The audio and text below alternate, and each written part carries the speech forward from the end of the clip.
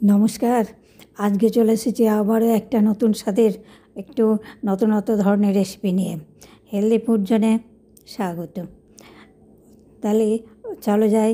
দেশ বিদেশ যে যেখান থেকেই দেখছো কেন, তোমরা সকলে ভালো আছো নিশ্চয়ই। আমিও ভালো আছি। নতুন রেসিপিতে স্বাগত করছি। নমস্কার, আমি শিল্পী। হেলদি ফুড জোনে তোমাদেরকে স্বাগত করছি। তোমরা সকলেই ভালো আছো নিশ্চয়ই। তোমাদের কাছে অনুরোধ, আমি যে রেসিপিটি করছি একটু স্কিপ না করে পুরোটা দেখতে থাকো। একটু স্কিপ করবে না। আর বাড়িতে একবার করে দেখো।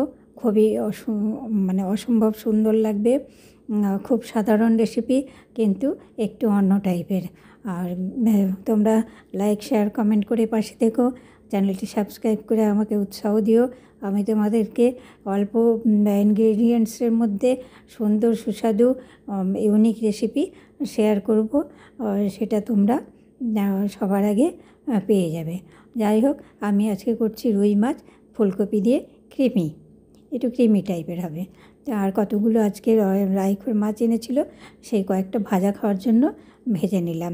আর মাছের টুকরোগুলো ভেজে নিলাম। আমরা 3 জন মানুষ, 3টে পিস ভেজে নিলাম। এবার সবজির জন্য দিয়ে দিলাম কাঁচা লঙ্কা, শুকনো লঙ্কা, গোটা জিরে ফোড়ন, দিয়ে দিলাম কোচানো পেঁয়াজগুলো আমি একটু সাঁতলে নিচ্ছি। এবার সবজি বলতে ফুলকপি আর একটা আলু দিয়েছি। আলু দিয়ে ভালো করে কিন্তু ভেজে নিতে হবে। ফুলকপি ভাজতে কিন্তু বেশ সময় লাগে। ভালো করে না ভাজলে কিন্তু ফুলকপির একটা কাঁচা গন্ধ থাকে, সেই গন্ধটা যাবে না, আর গ্যাস হবে। সেই জন্য একটু ফ্রাইটা ভালো করে করতে হয়। এটা কিন্তু অবশ্যই ফুলকপির ব্যাপারে মনে রাখবে। আর আমি মশলা করে রেখেছি মিক্সিতে জিরে, আদা আর শুকনো লঙ্কা একটা পেস্ট, আর একটা পেস্ট করেছি একটু কয়েক কোয়া রসুন, একটু পেঁয়াজ আর 3-4 কিউব পনির দিয়ে, একটা আরও টমেটো দিয়ে একটা আলাদা পেস্ট করে রেখেছি। তা আমি মাছ ভাজাতে লবণ দেওয়া আছে, এখানে আমি সামান্য লবণ দিয়ে দিলাম, হলুদ দিয়ে দিলাম।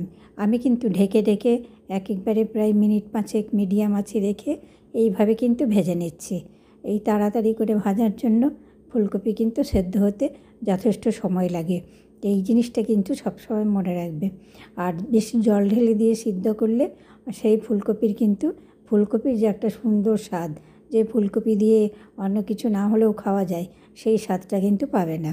সেই জন্য ফুলকপিকে খুব ভালো করে একটু ফ্রাই করে আর একটু সুন্দর করে মশলা দিয়ে কষিয়ে নিতে হয়।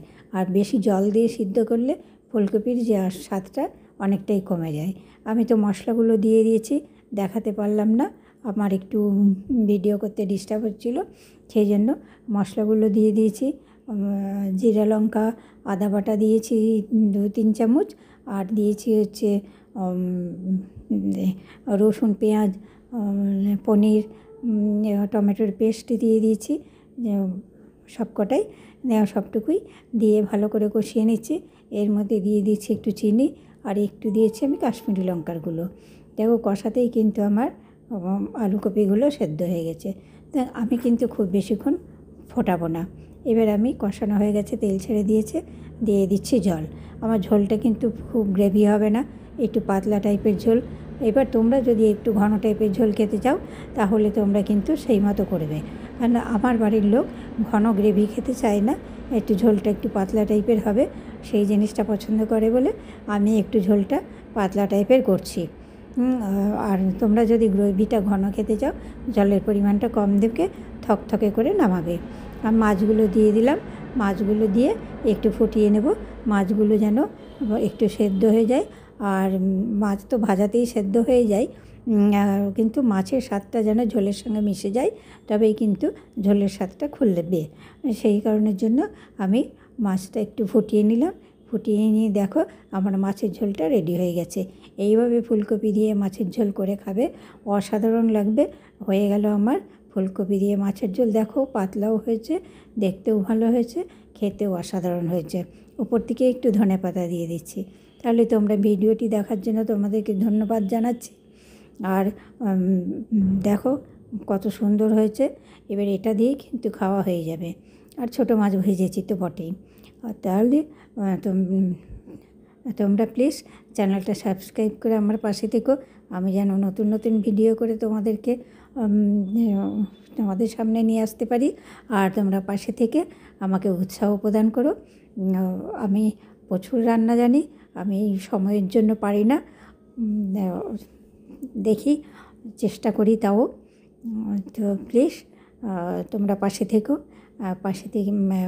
পাশে থাকলে একটু উৎসাহ পাবো। আজকের মতো এখানেই শেষ করছি। ভালো থেকো, সুস্থ থেকো। নমস্কার, ধন্যবাদ।